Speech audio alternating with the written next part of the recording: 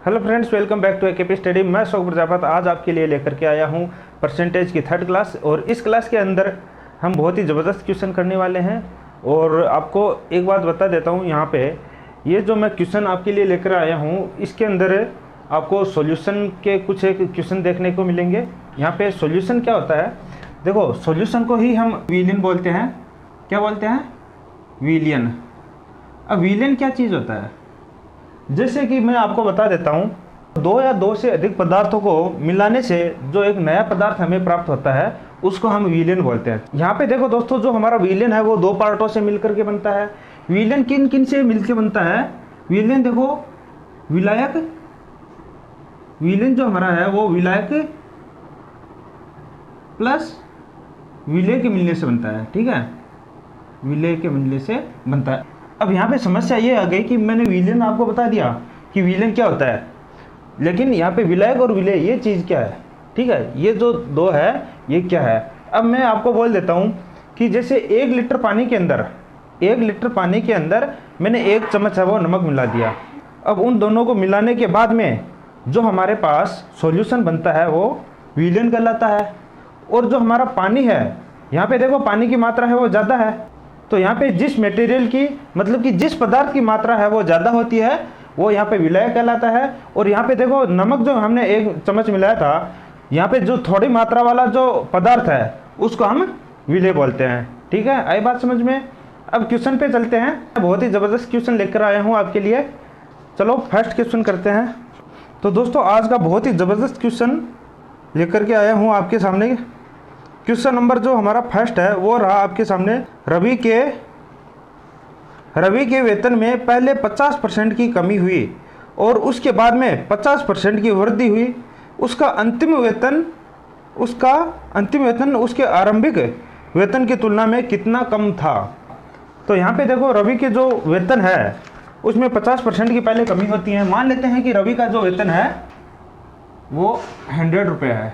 ठीक है, 100 रुपये है, मतलब 100 रुपये है। ठीक है, अब 100 रुपये यहाँ पे क्यों लिया? लेने से हमें 1000 रुपये भी ले सकते थे, 500 भी ले सकते थे, लेकिन 100 रुपये इसलिए लिया गया है क्योंकि परसेंटेज के अंदर डायरेक्ट हमें वैल्यू मिल जाए। नहीं तो क्या करना पड़ेगा कि यदि हम यहाँ पे 500 रुपये ले लेंगे तो 500 का 50% निकालना पड़ेगा। अब यहाँ पे डायरेक्ट 100 का जो 50% हमें मालूम है 50 ही होगा, है ना। तो इसलिए कैलकुलेशन थोड़ी ईजी रहे, इसलिए हमने यहाँ पे 100 मान लिया है। ठीक है, अब यहाँ पे क्वेश्चन में क्या बोला है, रवि का जो प्रारंभिक वेतन है उसका 50% है वो पहले कम हो जाता है ना। अब प्रारंभिक वेतन का 50% कम होने से क्या होगा 50 रुपये ही हो जाएगा, है ना। 50% है वो 50 रुपये हो जाएगा। उसके बाद में 50% होने के बाद में उसका 50% है वो वृद्धि हो जाती है। ठीक है, उसकी 50% की वृद्धि हो जाती है। इसका मतलब क्या हुआ, 50 का 50% कितना हुआ? 25 हुआ, है ना। 50 का आधा कितना हुआ? 25 हुआ। आधा ही तो 50% होता है, तो ये हो गया 25 है। अब क्या हुआ, 25 रुपये की वृद्धि हो गई। टोटल कितना हुआ? टोटल है वो कितना हुआ? टोटल देखो यहाँ पे 75 रुपये हुआ, है ना। हुआ कि नहीं हुआ? यहाँ पे देखो पहले जो है वो पहले 50% की कमी हुई, 100 का 50% माने तो 50 रुपये हो गया, है ना। उसके बाद में उसमें 25% की वृद्धि हुई, यानी कि टोटल हमारे पास 75 रुपये हो गया। अब प्रेजेंट में रवि के पास 75 रुपये है ना, है कि नहीं। यहाँ पे लिख देता हूँ, यह है पहले, यह है बाद में। यहाँ पे टोटल है वो 75 रुपये रवि के पास है। तो क्वेश्चन में बोला है, अब क्वेश्चन में बोला है कि रवि के पास प्रारंभिक जो वेतन था वो लास्ट में कितना कम हो गया। तो यहाँ पे रवि का प्रारंभिक वेतन और अंतिम वेतन का हमें अंतर पूछा है। तो प्रारंभिक और अंतिम का अंतर कितना हो जाएगा? प्रारंभिक है हमारा 100 रुपये और अंतिम है 75। तो अंतर कितने का हुआ? 25 का, यानी 25 रुपये का, है ना। हुआ कि नहीं हुआ? अब यहाँ पे 25 रुपये का अंतर हुआ है तो परसेंटेज के अंदर भी 25% हो जाएगा। ठीक है, हो जाएगा ना। इसीलिए हमने यहाँ पे 100 रुपये माने हैं, क्योंकि यहाँ पे 25 रुपये हमें मिला है तो डायरेक्ट 25% हम लिख सकते हैं। नहीं तो क्या होता कि यहाँ पे हमें परसेंटेज के अंदर निकालना पड़ता, कैलकुलेशन थोड़ी ज़्यादा रहती है हमारे पास। अब क्वेश्चन नंबर सेकंड की ओर चलते हैं। अब आज का जो हमारे पास सेकंड क्वेश्चन रहा आपके सामने, किसी राशि के 32% के 40% का 60% है वो 332 रुपये के बराबर है। तो राशि ज्ञात कीजिए, रुपए में ज्ञात करनी है, ठीक है। तो क्वेश्चन में क्या बोला है, किसी राशि के, अब क्वेश्चन में बोला है किसी राशि के, मतलब कि राशि हमें मान लेते हैं, माना जो राशि है वो हमारे पास क्या है, अक्ष है ना। अब क्वेश्चन में बोला है कि अक्ष का 32% का 40% और उसका 40% का 60% है, वो 432 रुपये के बराबर है, 432 रुपये के बराबर है, ठीक है। तो यहाँ पे जो अक्ष है इसकी वैल्यू हमें फाइंड करनी है, ठीक है। क्वेश्चन में इसकी वैल्यू हमें पूछी है। यहाँ पे जो परसेंटेज हमें दिया हुआ है इसको हमें हटाना है, और परसेंटेज हटाने से आपको मालूम है डिवाइड में 100 लग जाता है, ठीक है। यहाँ पे भी हम क्या करते हैं, परसेंटेज को हटा करके डिवाइड में 100 लगा देते हैं, यहाँ पे परसेंटेज को हटा करके डिवाइड में 100 लगा देते हैं, ठीक है। आई बात समझ में। अब यहाँ पे हमें इस क्वेश्चन को सॉल्व करना है, तो इसके लिए क्या करेंगे, 1 0 से 1 0 यहाँ पे उड़ा दिया, यहाँ पे भी उड़ा देते हैं। यहाँ पे क्या हुआ, 3 टाइम हो गया, यहाँ पे 5 हो गया, यहाँ पे 2, यहाँ पे 5, और यहाँ पे कितना करेंगे, यहाँ पे करते हैं 8, और यहाँ पे करते हैं 25। अब यहाँ पे क्या करते हैं हम, अक्ष इक्वल टू 432 इंटू ये 625 हो जाएगा, ये सब ऊपर जाएंगे मल्टीप्लाई में, तो 625 हो जाएगा। अब नीचे क्या आएगा, 8 इंटू 6, ठीक है। अब यहाँ पे हम इसको सॉल्व करेंगे तो हमें अक्ष इक्वल टू कितना मिलेगा, 9 इंटू 6 25 हो गया। अब इसको हम सॉल्व करेंगे तो ये कितना हो जाएगा, तो यहाँ पे अक्ष की वैल्यू हमें मिल जाएगी 5625 रुपये, ठीक है। ये इसका आंसर हो गया। अब करते हैं थर्ड क्वेश्चन।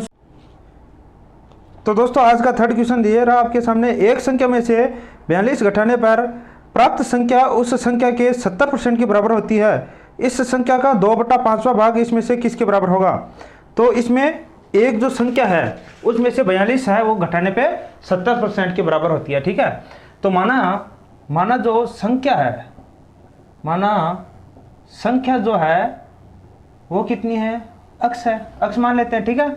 अब अक्ष में से 42 घटाने पे अक्ष के 70% के बराबर होती है, ठीक है। अक्ष के 70% के बराबर होती है, ठीक है। अब यहाँ पे क्या करते हैं, ये परसेंटेज हटा देता हूँ तो नीचे डिवाइड में 100 लगा देता हूँ, ठीक है। अब यहाँ पे इसको सोल्व करना है और अक्ष की वैल्यू हमें फाइंड करनी है। यहाँ पे क्या हो जाएगा, 1 0 से 1 0 कैंसिल आउट हो जाएगा, और ये जो 10 है इसको इधर मल्टीप्लाई कर देता हूँ, ठीक है। तो ये कितना हो जाएगा, 10x minus 420 equal to 7x, ठीक है।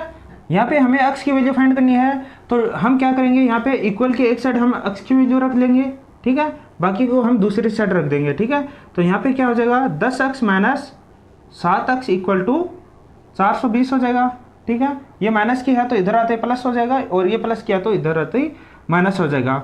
तो यहाँ पे क्या होगा, 3x इक्वल टू 420, ठीक है। तो x इक्वल टू क्या हो जाएगा, 420/3, और इसकी वैल्यू कितनी आ जाएगी, ये हो जाएगा 140, ठीक है। अब यहाँ पे x की वैल्यू जो 140 आई है, इस 140 का 2/5वां भाग है वो कितना होगा। ऐसे ही तो क्वेश्चन में पूछा है, 140 का 2/5वां भाग निकालने के लिए ऐसे तो करते हैं, ठीक है, ऐसे ही करते हैं ना। तो ये कितना आ जाएगा, 56 आ जाएगा, ठीक है। 56 हमारा थर्ड क्वेश्चन का आंसर हो जाएगा, ठीक है। अब यहाँ पे फोर्थ क्वेश्चन देखते हैं। तो दोस्तों आज का जो हमारा फोर्थ क्वेश्चन है वो आपके सामने रहा, 520 ग्राम पानी में 45 ग्राम नमक को मिलाकर एक विलयन तैयार किया जाता है।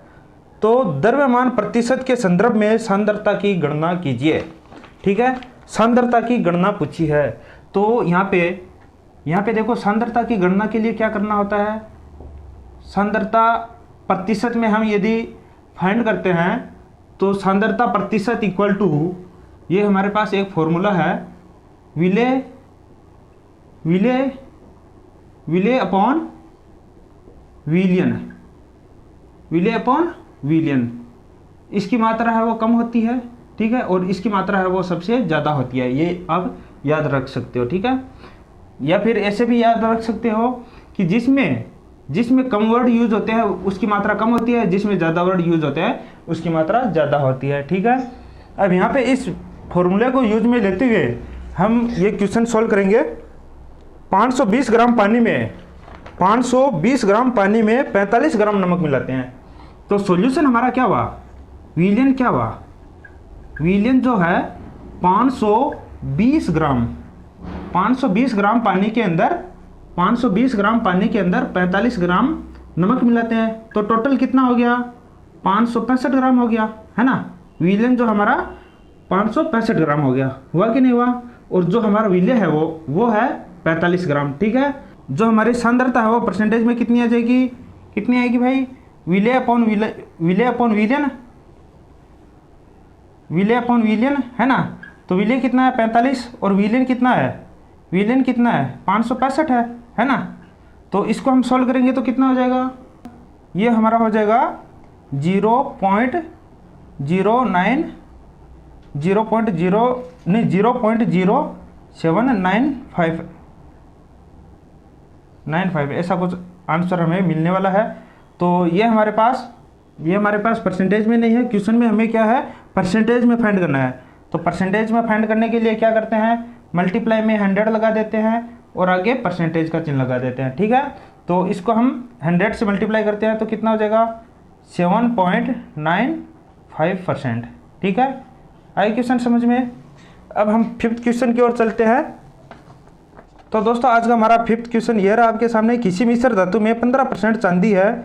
मिश्र धातु के किसी भार में यदि 51 ग्राम चांदी है तो दूसरे धातु की मात्रा हमें ज्ञात करनी है।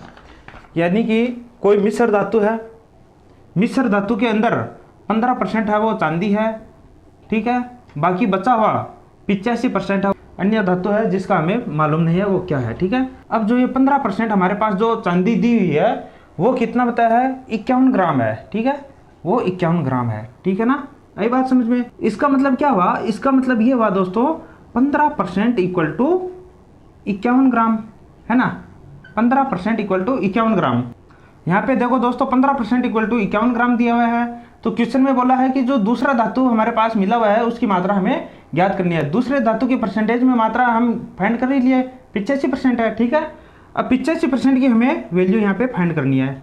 तो 85% कितना हो जाएगा, 15% इक्वल टू 51 ग्राम है तो 85% इक्वल टू कितना हो जाएगा, 51/15 इंटू 85 हो जाएगा। हुआ कि नहीं हुआ, हो गया ना। अब इसको हम यदि सॉल्व करेंगे तो ये कितना हो जाएगा, ये हमारे पास हो जाएगा देखो 17 इंटू ये हुआ 17, तो 17 इंटू 17 कितना होगा 289, हुआ कि नहीं हुआ 289 ग्राम। तो दूसरा जो हमारा धातु जो है वो 289 ग्राम हो गया, ठीक है। 289 ग्राम है वो अन्य धातु हो गया और 51 ग्राम है वो हमारे पास सिल्वर हो गया, चांदी हो गया, ठीक है। अब कुछ क्वेश्चन मैं आपको घर पे सॉल्व करने के लिए देता हूँ। दोस्तों आज का छठा क्वेश्चन आपके सामने रहा। एक घोल में 8% नमक है। यदि घोल का आयतन है वो 550 ml है तो इसमें नमक की मात्रा है वो कितनी होगी। ये क्वेश्चन है वो 2018 ग्रुप डी में आया हुआ है। नमक की मात्रा है इसमें मैं लिख देता हूँ। क्वेश्चन नंबर 6 का जो आंसर है वो 44 ml होगा, ठीक है। क्वेश्चन नंबर 6 का आंसर है वो 44 ml होगा। उसके बाद में क्वेश्चन नंबर 7 है वो भी आपके लिए है। क्वेश्चन नंबर जो 7 है वो 2016 एनटीपीसी में आया हुआ है। एक दवा पर्यवेक्षक 0.05% दवाइयों को दोषपूर्ण दवाइयों के रूप में खारिज कर देता है। 4 दवाइयों को खारिज करने के लिए कितनी दवाइयों की जांच की जाएगी। तो क्वेश्चन नंबर जो 7 है इसका आंसर मैं बता देता हूँ। इसका आंसर क्वेश्चन नंबर 7 इसका आंसर 8000 दवाई होगा, 8000 दवाइयाँ होगी। इसके अंदर वो 8000 दवाइयों की यदि वो जांच करेगा तो उसमें से 4 दवाई उसको खारिज मिलेगी, ठीक है, खराब मिलेगी, दोषपूर्ण मिलेगी। क्वेश्चन नंबर जो 8वां है वो रहा आपके सामने। यदि ए बी के 120% के बराबर है तो बी ए प्लस बी के कितने परसेंट के बराबर है। तो ए प्लस बी के कितने परसेंट के बराबर है। इसका आंसर आपको फाइंड करना है। इसका आंसर मेरे पास नहीं है, मैं नहीं बताऊंगा। तो दोस्तों आज की क्लास यदि आपको अच्छी लगी है तो वीडियो को लाइक करना, शेयर करना। चैनल को अभी तक आपने सब्सक्राइब नहीं किया है तो चैनल को सब्सक्राइब कर लीजिए। तब तक के लिए चलते हैं। जय भारत, जय हिंद।